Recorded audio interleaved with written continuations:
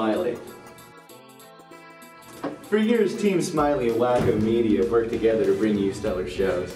Now for the first time ever, we're giving you a behind-the-scenes tour with the Pop Rocks Jam Session opening video. From the blue screen to the depths of hell, you'll get a first-hand look at how the magic happens. Right down this nondescript hallway is Wacko's studio.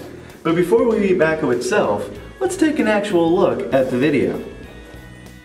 After the high-definition footage is captured on blue screen, Wacko makes a rough edit in Final Cut and then brings the footage into After Effects for post-production work.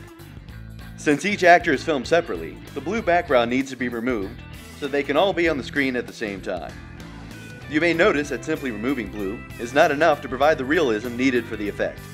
Human skin will reflect nearby colors, creating a blue hue that must be removed as well. Doing this may take too much away from the image, so a final color correction is added to make the character look crisper. Our characters are gods of metal, and therefore the blacks and darker colors are enhanced. But this technology can be used for brighter and friendlier palettes if the work requires it. After all these effects are completed, the background can be added. Then finally the other musicians. This creates the appearance that the entire band is playing together, but also allows a freedom to the special effects team that would not have been possible if they were filmed all at once. Uh-oh, during the original filming, it looks like the director forgot to film our lead guitarist from head to toe. Adding him in the background with the rest of the band makes him lose his legs. Filming pickup shots of the actor would be the best solution, but because of time constraints, new legs will have to be added digitally to the character to make him blend in with the rest of the band. If we were going to get a good look at him, texture to match his pants would be needed, but luckily one of the effects planned from the beginning calls for a black vignetting to surround the scene. Since the guitarist will be against this vignetting, the new legs can be simple and keyframe for each move.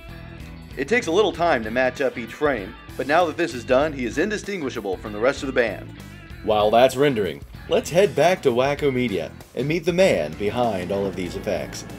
Thanks for having me. Yeah, no problem. Anytime. I think the first question everyone would want to know is, what is the basic premise behind your video?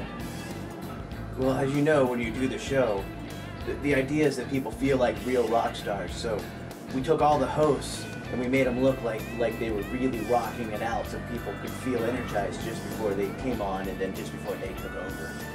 It is, of course, important to keep a good branding in this industry. But why Wacko Media? Well, Wacko Media is myself, I'm Wacko, and it's my media, but more specifically, my name, well, that came from years and years ago. That's what people just called me because I was so crazy when I was young. The name just kind of stuck. People have been calling me Wacko for almost 20 years now. Who would you say is your greatest influences? Oh, you, well, Smiley, of course. Who's not inspired by you? That might be true. Other things, I watch a lot of podcasts. There's a lot of independent people I'm really keeping my eye on. When it comes to cartoons, I like a lot of Kim Possible and that kind of art style. So that's what my main goal is. Wacko, it's been a true pleasure. Thanks again for having us. Yeah, no problem. Anytime. As you can see, digital media manipulation is a difficult task, but luckily, Wacko and his crew are up to it. If you have any questions or want to ask Wacko something yourself, feel free to visit at wackomedia.com. Until next time, keep smiling.